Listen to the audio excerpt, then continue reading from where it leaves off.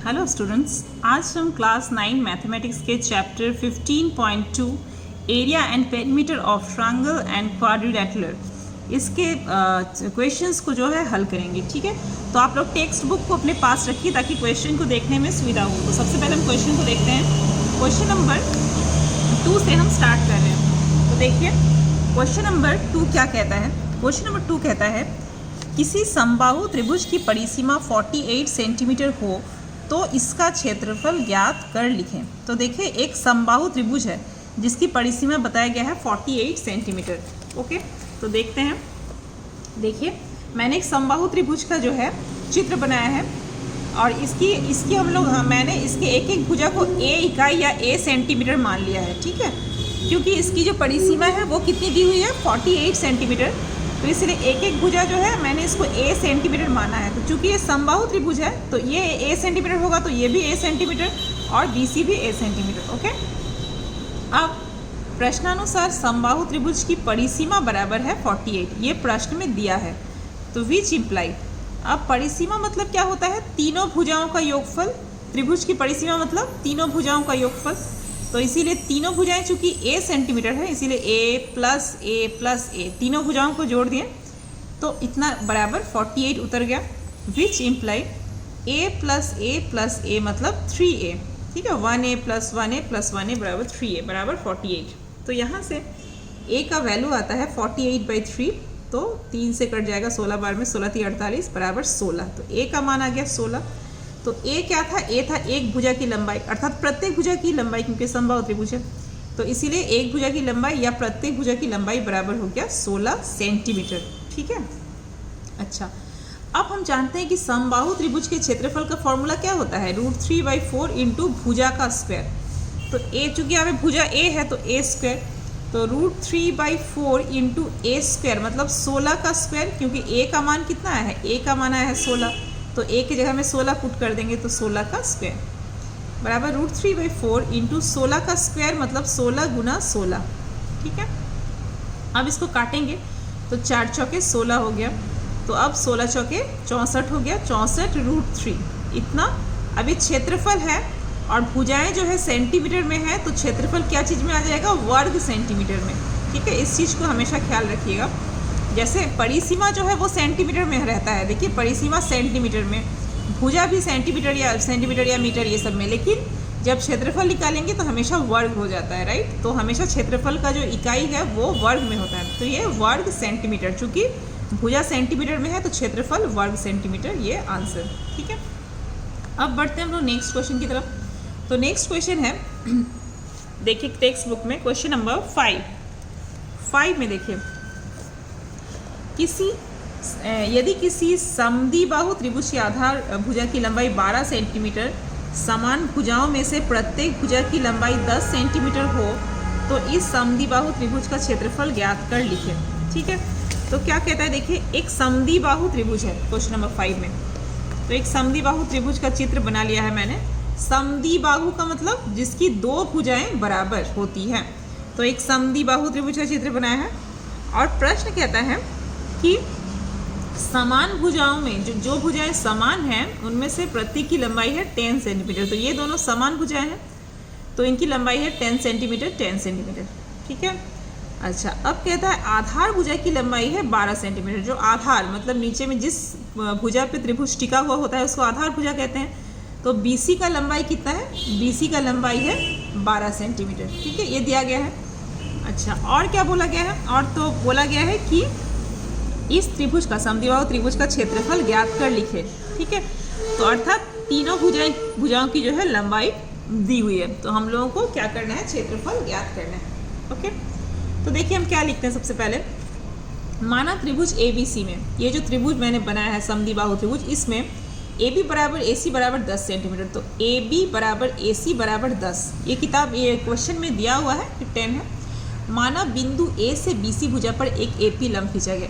अब हम लोग क्या करते हैं, BC भुजा पर मतलब इस आधार पर सामने इस कोण से, इस बिंदु से, A बिंदु से एक लंब खींचते हैं हम लोग। ठीक है, जिसका नाम देते हैं AP। ओके, तो अब देखिए ये लंब हम लोग क्यों खींच रहे हैं, क्योंकि हम लोगों को जो है इस समद्विबाहु त्रिभुज का क्षेत्रफल ज्ञात करना है, और समद्विबाहु त्रिभुज का क्षेत्रफल जो है या फिर किसी भी त्रिभुज का क्षेत्रफल का फॉर्मूला क्या होता है, 1/2 गुना आधार गुना ऊंचाई। तो ऊंचाई मतलब क्या, आधार पर जो लंब होता है इस बिंदु से, उसी को हम लोग ऊंचाई कहते हैं। तो यही ऊंचाई है इस त्रिभुज का, ये आधार है BC और ऊंचाई है AP। तो इसलिए AP हमने क्यों खींचा है, ताकि AP की लंबाई ज्ञात कर सके और त्रिभुज का क्षेत्रफल ज्ञात कर सके। अब देखिए ये AP जो है समद्विबाहु त्रिभुज की BC भुजा पर क्या है, लंब है। तो इसीलिए ये दोनों जो है हिस्सा अर्थात BP और PC ये बराबर बराबर हो जाएंगे। तो अगर BC जो है 12 है तो BP और PC ये कितना कितना हो जाएगा, 6 हो जाएगा, क्योंकि 6 + 6 12। ओके, चूँकि ये समद्विबाहु त्रिभुज है इसीलिए इसके आधार पर जो खींचा गया लंब है ये इस भुजा को 2 समान भागों में बांटती है। तो इसीलिए BP बराबर हो जाएगा, देखिए BP बराबर BC का आधा, मतलब BC कितना है, 12 है, तो 12 का आधा मतलब 12/2 मतलब 6। ठीक है, तो ये हो गया BP।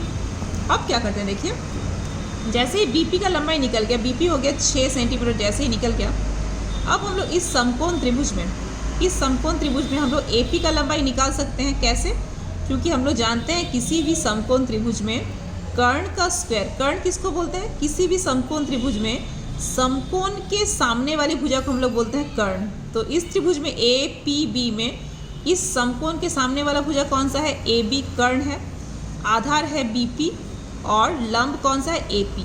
ठीक है, तो हम लोग क्या जानते हैं, कर्ण स्क्वायर बराबर लंब स्क्वायर प्लस आधार स्क्वायर, और लंब स्क्वायर बराबर क्या सूत्र होता है, कर्ण स्क्वायर माइनस आधार स्क्वायर। ठीक है, या फिर लंब बराबर √ओवर कर्ण स्क्वायर माइनस आधार स्क्वायर।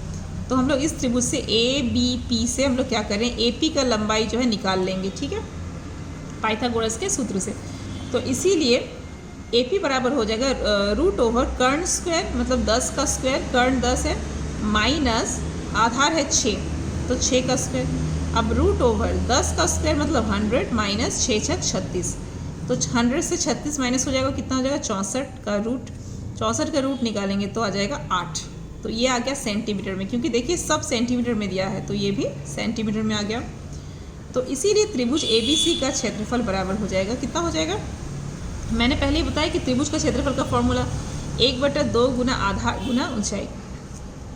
तो बराबर 1/2 गुना आधार कितना है, आधार हम लोग को पता है, यहाँ से हमने देखा है कि आधार है 12 सेंटीमीटर। तो 1/2 गुना 12 गुना ऊंचाई मतलब AP, ये जो AP है यही ऊंचाई है, लंब है आधार पे, तो इसीलिए ऊंचाई की जगह में हम लोग कितना लिखेंगे, 8। तो 1/2 गुना 12 गुना 8। तो अब इसको काटेंगे तो देखिए कट जाएगा, 2 से 2 चौके 8, तो 12 चौके 48 वर्ग सेंटीमीटर। त्रिभुज का क्षेत्रफल कितना आ गया, 48 वर्ग सेंटीमीटर आंसर। ठीक है, अब बढ़ते हैं हम लोग नेक्स्ट क्वेश्चन की तरफ। देखिए नेक्स्ट क्वेश्चन क्या कहता है, कौन सा क्वेश्चन, क्वेश्चन नंबर 11। तो हम लोग टेक्स्ट बुक से देखें क्वेश्चन क्या है इसका। क्वेश्चन नंबर 11 क्या कहता है, देखिए शकील ने एक समबाहु त्रिभुज PQR बनाया है, एक समबाहु त्रिभुज PQR बनाया है। मैंने उस समबाहु त्रिभुज के अंदर स्थित किसी बिंदु से तीनों भुजाओं पर लंब खींचा है जिनकी लंबाई क्रम से 10 सेंटीमीटर, 12 सेंटीमीटर और 8 सेंटीमीटर है। तो PQR का क्षेत्रफल ज्ञात करें। ठीक है, तो सबसे पहले एक PQR बनाया गया है। ओके, तो देखिए एक समबाहु त्रिभुज PQR बनाया गया है जिसमें PQ, QR और PR तीनों भुजाएं बराबर है। चूँकि ये समबाहु त्रिभुज हम लोग जानते हैं, समबाहु त्रिभुज में तीनों भुजाएं क्या होती है, बराबर होती है। अब क्या कहते हैं कि किसी एक बिंदु O से, मतलब इस त्रिभुज के अंदर हम कोई भी एक बिंदु O लिए हैं और इस बिंदु O से तीनों भुजाओं पर, ये भुजा QR भुजा, PR भुजा और PQ भुजा, तीनों भुजाओं पर एक एक लंब खींचेंगे। तो सबसे पहले हम इस आधार पे QR पे लंब खींचेंगे O बिंदु से, ये O बिंदु है, एक लंब खींचे हैं देखिए OB। अच्छा, फिर इस भुजा पे भी खींचे हैं OC, फिर इस भुजा पे खींचे हैं OA। तो 3 लंब हम जो है तीनों भुजाओं पे खींचे हैं प्रश्न के अनुसार, और तीनों लंबों की लंबाई जो है प्रश्न में बताया गया है कि 8 सेंटीमीटर, 10 सेंटीमीटर, 12 सेंटीमीटर। तो हम लोग लिख लेंगे। अब क्या करेंगे, हम लोग लंब खींचने के बाद हम लोग जो है 3 त्रिभुज बनाएंगे। कैसे बनाएंगे, देखिए ये जो O बिंदु है, लंब तो हमने खींच लिया, OA, OB और OC खींच लिया। अब क्या करेंगे, इस ओ बिंदु को हम लोग तीनों इस बड़े त्रिभुज के अर्थात पी क्यू आर के शीर्ष बिंदुओं से मिला देंगे। अर्थात ओ बिंदु को पी से मिला देंगे, ओ को क्यू से मिला देंगे, ओ को आर से मिला देंगे। ऐसा करने से क्या होगा कि ये जो बड़ा त्रिभुज था पी क्यू आर, ये त्रिभुज तीन छोटे त्रिभुजों में बढ़ गया। कौन सा त्रिभुज? पहला त्रिभुज है ओ क्यू आर इस त्रिभुज में, प्लस ओ आर पी इस त्रिभुज में, और लास्ट ओ पी क्यू। इन तीनों त्रिभुजों में जो है ये बढ़ गया। और इस त्रिभुज का आधार है क्यू आर और ऊंचाई है ओ बी। इस त्रिभुज का देखिए आधार है पी आर और ऊंचाई है ओ सी। इस त्रिभुज का आधार है पी क्यू और ऊंचाई है ए ओ। ओके, तो सबका हमको ऊंचाई सबका पता है, ऊंचाई का जो लंबाई है वो सबको हम सबका पता है। देखिए इस त्रिभुज का कितना हो जाएगा 12 सेंटीमीटर, पी और आर का कितना हो जाएगा 10 सेंटीमीटर, और ओ पी क्यू का कितना हो जाएगा 8 सेंटीमीटर। ठीक है, तो हम धीरे धीरे आगे बढ़ते हैं। देखिए ध्यान से, सबसे पहले लिखेंगे माना समबाहु त्रिभुज पी क्यू आर के तीनों भुजाओं पर त्रिभुज के अंदर स्थित एक बिंदु पर ओ ए ओ बी तथा ओ सी लंब खींचा गया। ये प्रश्न में ही बोला गया है कि एक समबाहु त्रिभुज है पी क्यू आर जिसके अंदर स्थित किसी बिंदु ओ से ओ ए ओ बी तथा ओ सी लंब खींचे गए हैं। ठीक है, अब माना, अब एक एक को मान लेंगे हम लोग। अब माना तीनों लंबों का लंबाई किताब में दिया हुआ है क्वेश्चन में। तो माना ए ओ बराबर 8 सेंटीमीटर, ए ओ जो है वो 8 सेंटीमीटर, बी ओ 12 सेंटीमीटर, सी ओ 10 सेंटीमीटर। ये तीनों को हमने मान लिया, तीनों लंबों को। अब माना त्रिभुज के प्रत्येक भुजा की लंबाई बराबर ए सेंटीमीटर। प्रत्येक भुजा को हमने कितना मान लिया? ए। क्यों माना? क्योंकि प्रत्येक भुजा बराबर है, चूंकि ये समबाहु त्रिभुज है। तो तीनों भुजाओं को मैंने ए मान लिया। अतः त्रिभुज पी क्यू आर का क्षेत्रफल बराबर, हम जानते हैं कि समबाहु त्रिभुज का क्षेत्रफल होता है फॉर्मूला √3/4 इंटू भुजा का स्क्वायर। यहाँ पे भुजा ए है तो ए स्क्वायर। ओके, फिर त्रिभुज पी क्यू आर मतलब बड़ा जो त्रिभुज था, ये मैंने अभी भी समझाया आपको। ये जो बड़ा त्रिभुज है बराबर तीन त्रिभुजों का, तीन छोटे त्रिभुजों का क्षेत्रफल। देखिए पहला कौन सा? पहला है ओ पी क्यू। देखिए ओ पी क्यू, तो इस त्रिभुज का क्षेत्रफल प्लस, अर्थात ये बड़ा पी क्यू आर का क्षेत्रफल बराबर ओ पी क्यू का क्षेत्रफल ये वाला त्रिभुज, ठीक है, प्लस ओ क्यू आर का क्षेत्रफल ये त्रिभुज, प्लस ओ आर पी का क्षेत्रफल ये वाला त्रिभुज। ठीक है, तो वही मैंने लिखा है। देखिए तीनों त्रिभुजों के क्षेत्रफल के बराबर है इस त्रिभुज का क्षेत्रफल। ठीक है, तो बराबर। अब त्रिभुज ओ पी क्यू का क्षेत्रफल हम लोग क्या लिखेंगे? देखिए 1/2 गुना आधार गुना ऊंचाई। देखिए यहाँ पे ओ पी क्यू के लिए ओ पी क्यू 1/2, फॉर्मूला क्या होता है? त्रिभुज का क्षेत्रफल बराबर होता है 1/2 गुना आधार, आधार मतलब है ए सेंटीमीटर, क्योंकि ये समबाहु त्रिभुज है तो सब भुजाएं जो है ए है, ये भी ए है और ये भी है, तो आधार ए गुना ऊंचाई 8। तो देखिए 1/2 गुना आधार ए गुना ऊंचाई 8, प्लस ओ क्यू आर में देखिए 1/2 गुना आधार गुना ऊंचाई, यहाँ पे भी ओ क्यू आर 1/2 गुना आधार ए गुना ऊंचाई 12। ठीक है, प्लस ओ पी आर में भी उसी तरह से 1/2 गुना आधार गुना ऊंचाई हो गया। तो बराबर क्या आता है? देखिए बराबर आता है, ये कट जाएगा तो 2 चौके 8 हो जाएगा, 2 चौके 8 तो कितना आ जाएगा 4a, प्लस ये 2 छक 12 हो जाएगा तो 6a, प्लस ये 2 पचे 10 हो जाएगा तो 5a। ठीक है, अब 4a plus 6a plus 5a जोड़ेंगे तो कितना आ जाएगा 6 4 10 5 15a, इतना वर्ग सेंटीमीटर। क्यों? क्योंकि ये क्षेत्रफल है तो क्षेत्रफल हमेशा वर्ग में आता है, तो वर्ग सेंटीमीटर हो गया। तो ये हो गया क्षेत्रफल पी क्यू आर का। अब ATP, अब क्या लिख रहे हैं? देखिए इसके आगे वाली लाइन में हमने क्या लिखा था कि पी क्यू आर का क्षेत्रफल है √3/4 a स्क्वायर, और अब मैंने निकाला पी क्यू आर का क्षेत्रफल है 15a। इसका मतलब क्या है? ये पी क्यू आर का जो क्षेत्रफल है ये दोनों बराबर हो जाएगा, क्योंकि पहले मैंने इतना निकाला था क्षेत्रफल, उसके बाद निकाला 15a, तो इसलिए √3/4 a स्क्वायर बराबर 15a। ओके, अब क्या होता है? देखिए यहाँ a स्क्वायर बराबर हो जाएगा, सॉरी यहाँ पे a स्क्वायर नहीं, देखिए एक यहाँ पे a है और यहाँ पे 2a स्क्वायर है, तो एक कट जाएगा, सिर्फ एक a बच जाएगा, तो इसीलिए a बराबर 15 उतर गया, और ये 4 नीचे में था तो ऊपर चला गया, 4 गुना हो गया, और √3 गुना में था, यहाँ पे गुना में था तो √3 नीचे आ गया। ठीक है, बराबर। अब नीचे हम लोग रूट 3 को नहीं रख सकते हैं, ठीक है।